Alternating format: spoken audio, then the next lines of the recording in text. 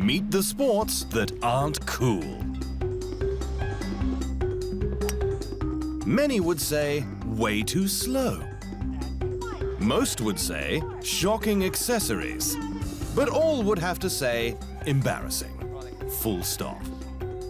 You can earn money and big bucks from these sports. Yes, you can even have your own fan club numbering in the millions. And the piece de resistance? In many of these sports, yes, you can have a crack at the ultimate prize. So some sports are cool somewhat, some are still definitely uncool, but no sport is too cool for the truth.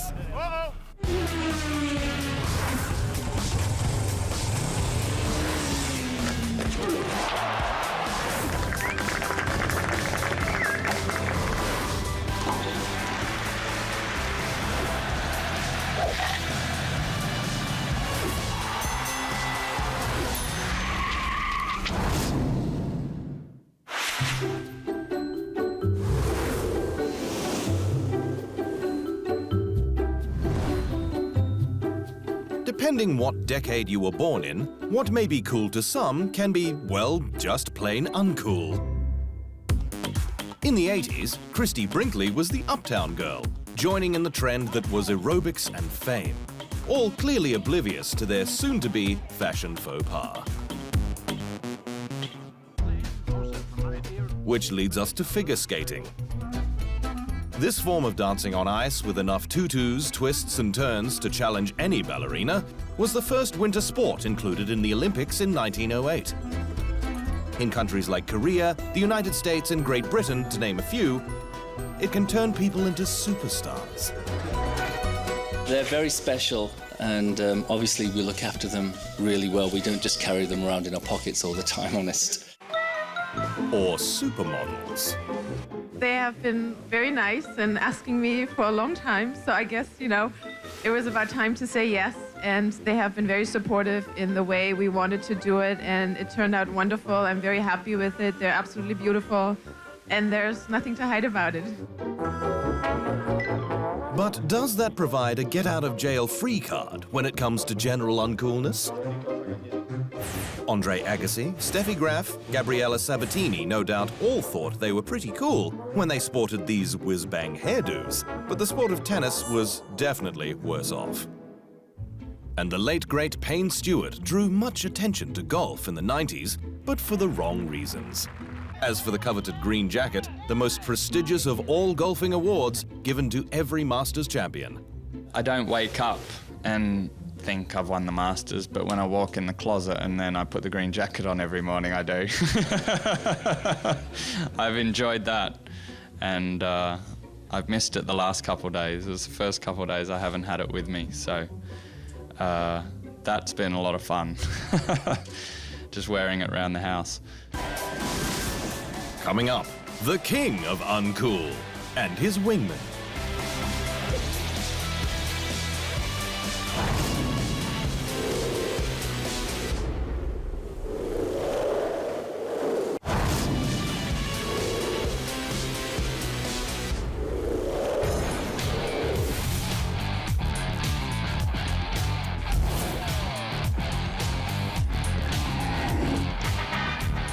Many people might think that ski jumping is pretty cool, a form of Nordic skiing in which athletes descend a specially constructed takeoff ramp with state-of-the-art skis at ridiculously crazy speeds before hurling themselves off into the abyss, all in an attempt to try and jump as far as they can, or at least further than everyone else. Oh yeah, and you want to stick that landing. Unlike one British bricklayer, Eddie the Eagle.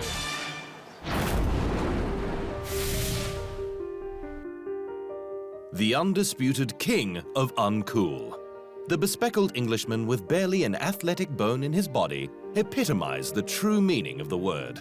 The lovable klutz taking on the bravest and coolest of cool in the one sport you don't want to stuff up, ski jumping. I was just a plasterer earning, you know, £5,000 or £6,000 a year, working with my father, nipping off into Europe, doing some ski jumping, and then all of a sudden 2 weeks later, becoming Eddie the Eagle. I couldn't go out my front door. I kept being bombarded with lots of different things. All of a sudden I was earning £10,000 an hour. Eddie didn't exactly stumble across instant fame. It was a calculated move that clearly paid off. I started off skiing with slalom, giant slalom and downhill racing and all that kind of thing. Got very, very expensive. So when I was in America, I looked at the ski jumps and thought, I'll give it a go. Now, Britain have had lots of alpine skiers, cross-country skiers, biathlon skiers, but we've never had a jumper. And I thought, God, if I can crack this without cracking my bones in the process, I might be able to do something. And then 2 years later, I went to the Olympics as Britain's first ever ski jumper.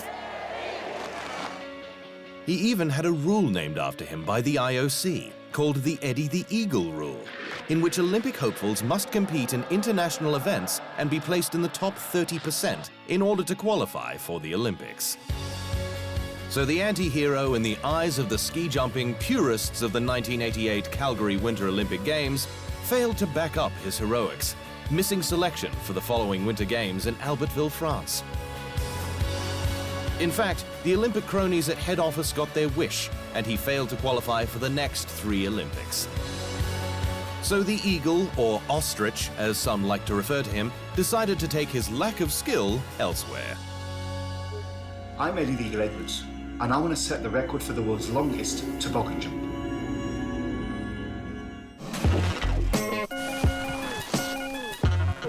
Historically, the word toboggan has its origins in Canadian Aboriginal history.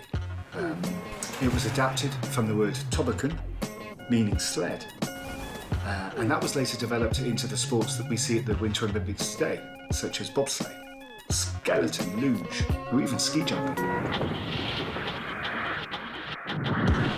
The current world record is held by Sven the Sled Svensson from Sweden with a mighty jump of 8.2 meters. It's going to be very, very tough, but I intend to break it. Done a few jumps. I think I can go further. I'm the eagle. I can fly.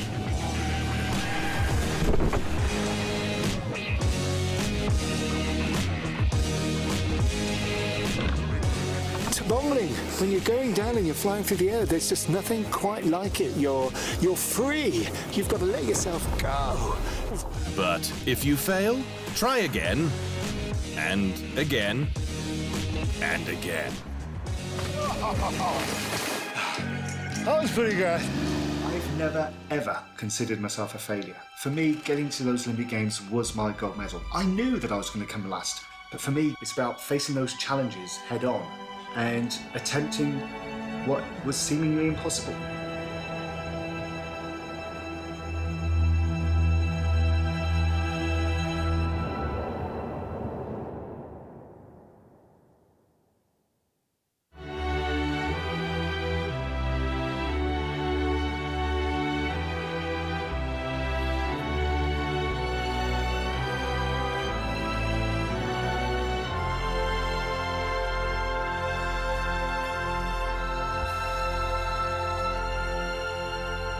Did I make it? Oh, 10 metres. My wings. I'm Eddie the Eagle Edwards, and I break records.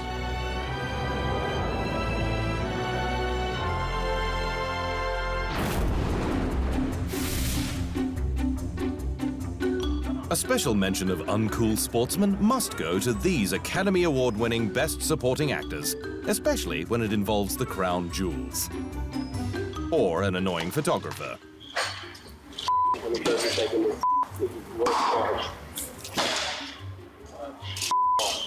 Choosing to play for Australia, obviously Davis Cup means a little bit different, but what goes through your mind when you're choosing to play for Australia? I'm not answering that question.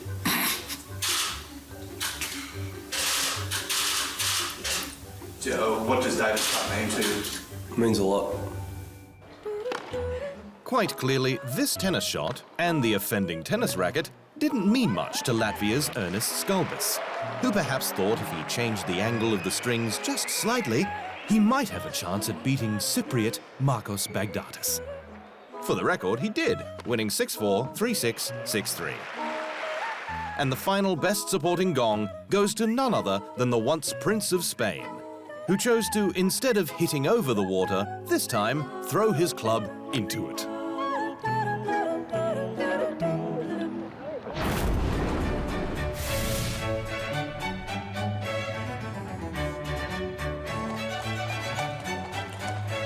But what about the poor animals that are forced to jump in the water? Or those made to dance on sand?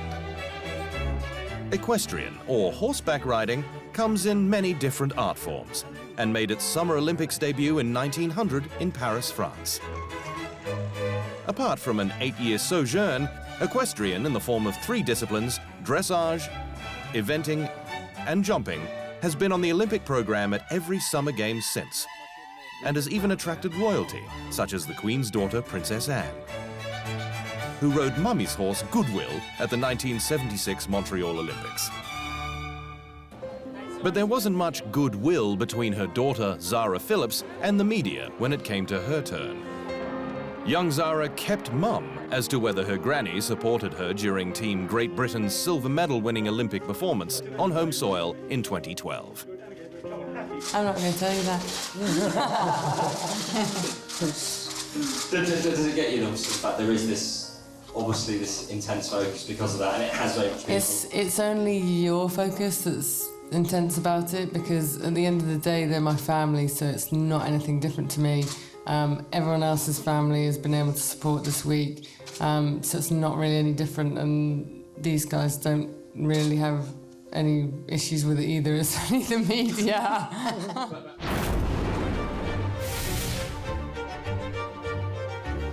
The English have an inherent view that when it comes to experts, they are the ones to lead the charge on horseback riding. I think it's probably the best thing to do is to send the people to Europe to learn about the sport from us, and maybe put them in 2 or 3 yards, and they can understand, they can learn from us what to do. But there is another form of equestrian called driving, which might take a little longer to catch on. It is the oldest form of competitive equestrian sport, much like chariot racing, often seen in the olden day movies, whereby drivers sit in a vehicle drawn by a single horse or a team of horses. But in this sport, they must navigate 3 trials: dressage, marathon, and obstacle driving. The good thing is, these days, trophies, rather than injury or death, is more often than not the final reward. After the break, floorboards, brooms, balls, and stones.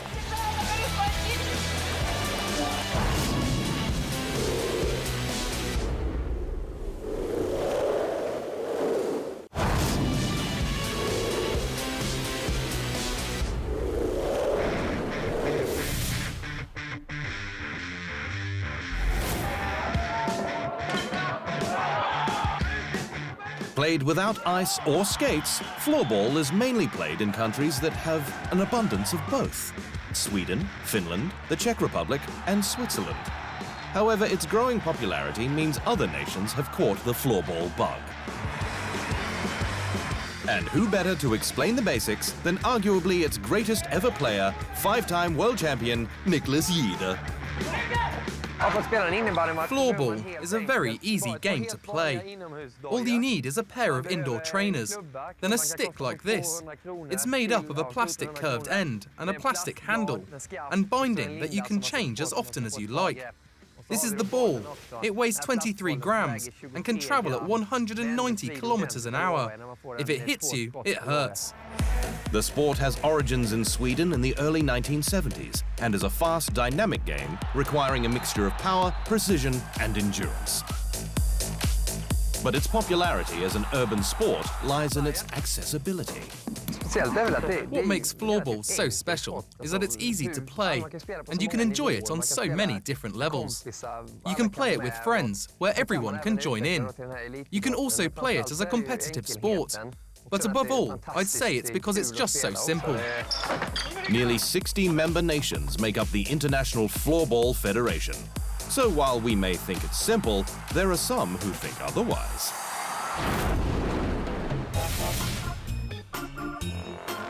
But is it as spectacular as 10-pin bowling?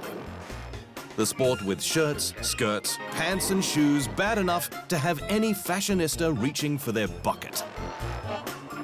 The game consists of 10 frames with a maximum of 2 deliveries made each frame, except in the 10th, where 3 deliveries can be thrown down if a player has scored a strike or a spare. A spare is when all pins are bowled over with the 2 deliveries. But the strike is the goal, Score one of those, and you earn the right to do this. The first indoor bowling alley was established in New York in 1840. The sport was banned the following year in the state of Connecticut due to associated gambling and crime. But people were said to circumvent the letter of prohibition by adding an extra pin, resulting in the game of 10-pin bowling. It was named one of the 8 shortlisted sports for inclusion at the 2020 Summer Olympics in Tokyo, but it wasn't cool enough to make the cut. Then there's beer and skittles, a game of bowling at pins played primarily in Britain and washed down with a well-deserved warm beer. Make of it as you wish.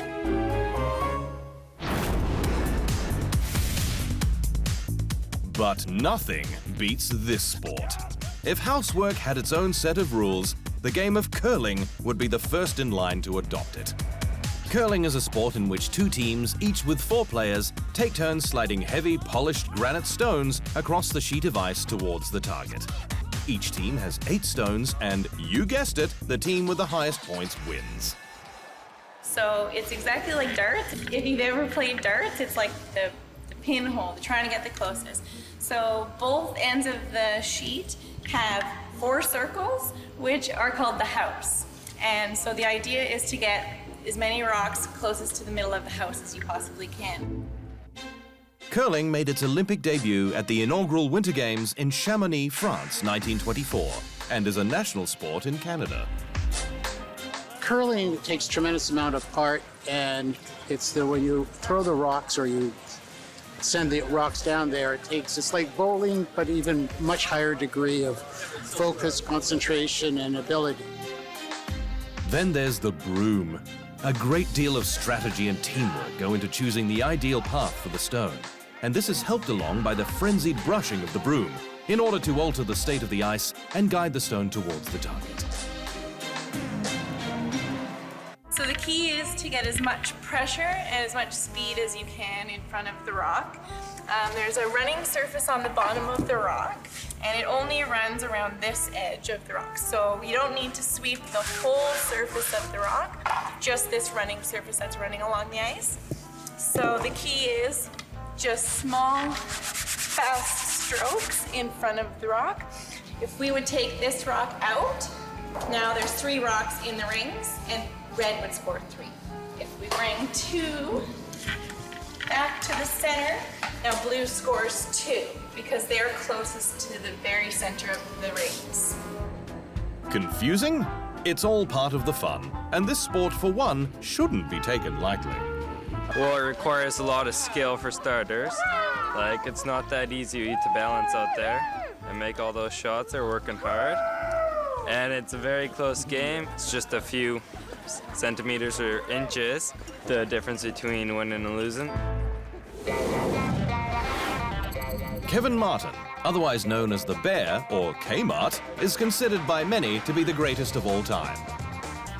Over his 30-year curling career, he won 2010 Winter Olympic gold on home ice, a World Championship title, 15 Grand Slam titles, and over $2 million in prize money over the course of his career. Compare that to the world's highest-paid sportsman, according to Forbes, Cristiano Ronaldo, between 2015 and 16, earning $86.7 million. That makes curling very uncool when it comes to cool, hard cash.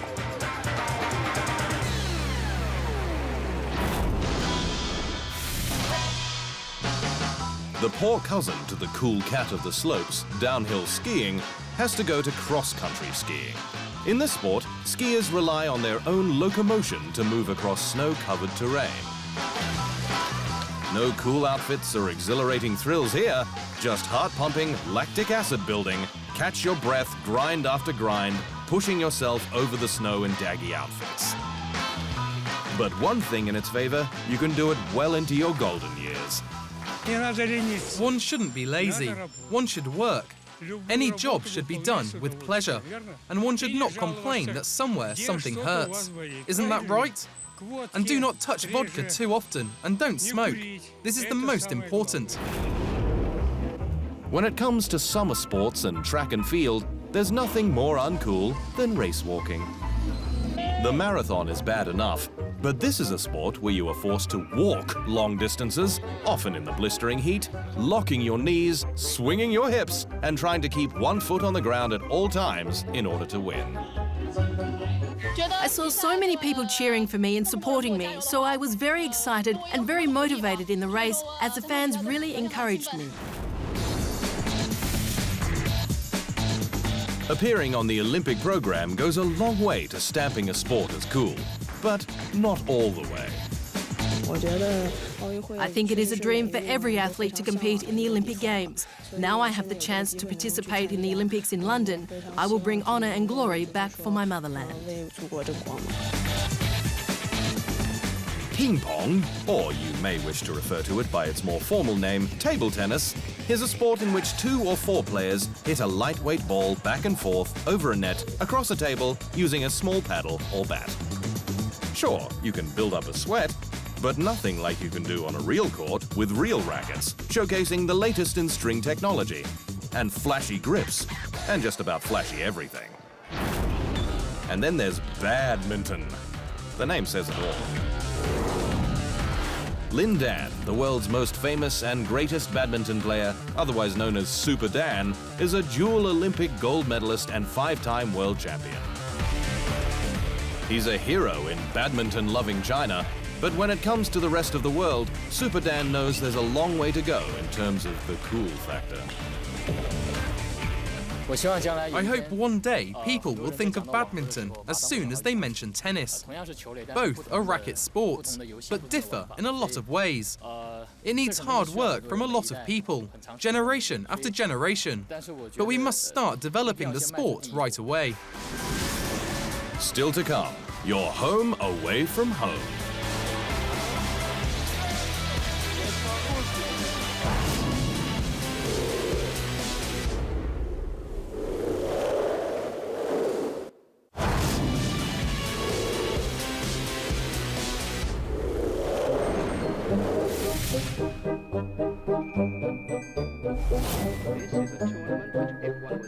The cerebral game of chess, which dates back to the 6th century, has garnered just as much attention on the game at hand as the political games that have surrounded it.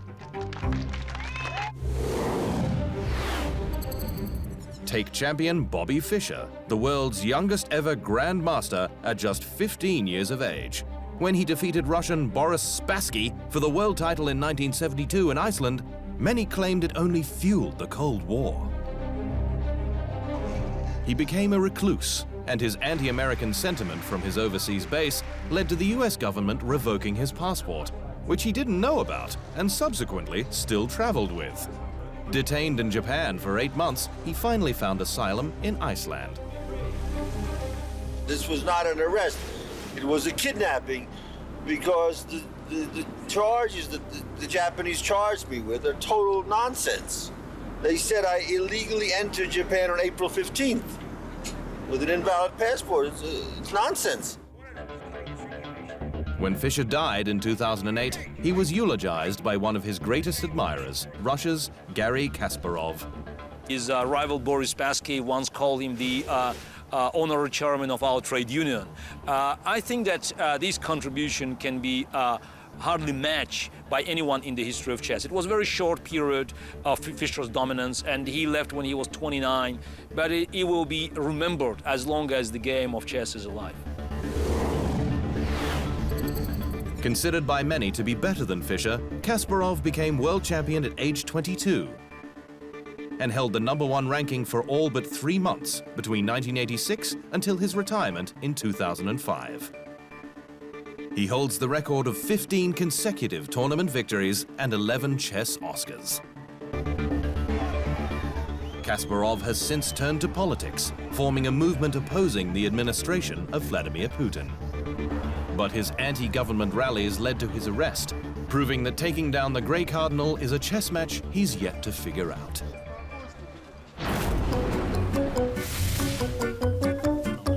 Uncool sports and so-called uncool sports people have a lesson to teach us all. While others have the chance to do this and be the king of cool with millions of fans, Many think that competitors in these sports look like absolute fools. Oh, badminton. Synchronized swimming.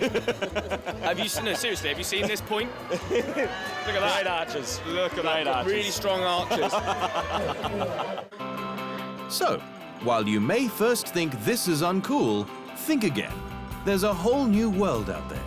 People having Hollywood movies made about them, making millions of dollars, and living the life many only dream of. All because they chose to be the uncool kid on the block. Yes, it's a beautiful thing, being uncool. And that is the truth.